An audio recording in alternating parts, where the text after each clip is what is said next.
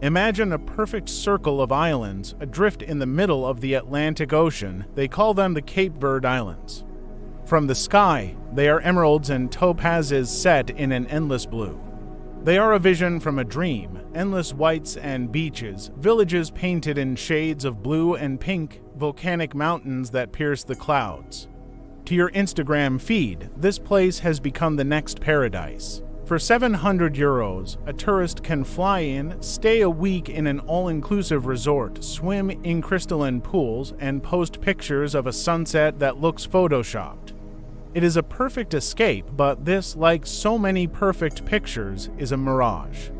For behind the walls of those resorts, on the other side of that pristine beach, exists a different reality. It is a reality shaped not by vacation brochures, but by a 7-year drought, by an economy that feeds strangers while its own people starve, and by a desperate, dangerous trade conducted by women who walk into the ocean not to swim but to steal the very sand from its floor. This is the story of Cape Verde, a paradise with a breaking heart. Let us start with the water, because everything here begins and ends with water, or rather with its terrifying absence. It has not truly rained in 7 years. 7 years. Think of that. For the tourist, this drought is invisible. It is the guarantee of endless sunshine. It is the reason the pool in the all-inclusive complex is always full, glimmering under the sun, topped up by desalination plants that hum day and night. The guest takes a long shower, orders another bottle of water, and never thinks about it. But step outside that compound. In the homes of the local people, life is measured in liters. Each family is restricted to a few 25-liter containers of water per day. This is for drinking, for cooking, for washing, for everything. Every drop is counted, every drop is sacred. The land itself is dying, crops have failed.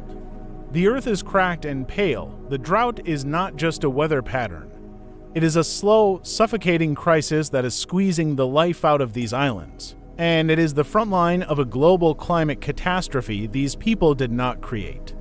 And what of the tourist economy that is supposed to be their salvation? Here lies the second, cruel paradox. A tourist arrives on a cheap package deal. They sleep in a foreign-owned hotel. They eat food that is flown in from Europe or South America because it is cheaper than sourcing it locally. They drink imported beer. They buy souvenirs made in another country. The money they spend circulates within the sealed system of the resort, and then, like the water in that resort's pipes, it drains away, back to corporate headquarters far across the ocean. Very little of it seeps into the soil of the local economy. The jobs created are often menial and low-paid. The promise of prosperity is a phantom. The island gives its beauty, its sun, its landscape, and receives in return only a trickle, while its own resources are consumed. This brings us to the most haunting image, the one that captures the entire tragedy in a single, punishing act. On many beaches, the sand is gone, completely vanished. All that remains is a barren shore of pebbles. Where did it go? It was sold.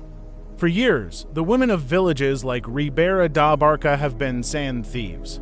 First, they took the sand from the beach. When that was gone, they began to wade into the ocean. At low tide, they walk out onto the seabed, fill sacks with 50 kilograms of wet sand, hoist them onto their heads, and carry them back to shore. 50 kilograms on their heads. Most of these women cannot swim. Every trip into the water is a gamble with their lives.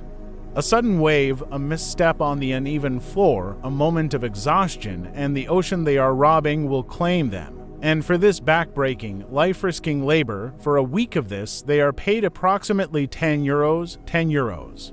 They are destroying their own coastline, kilo by kilo, to sell the very foundation of their home to the construction industry, just to survive another week. It is an act of such profound desperation it takes the breath away. So, what are we left with? We are left with a postcard from the edge. Cape Verde is a stark metaphor for our world. It is the beautiful place being loved to death.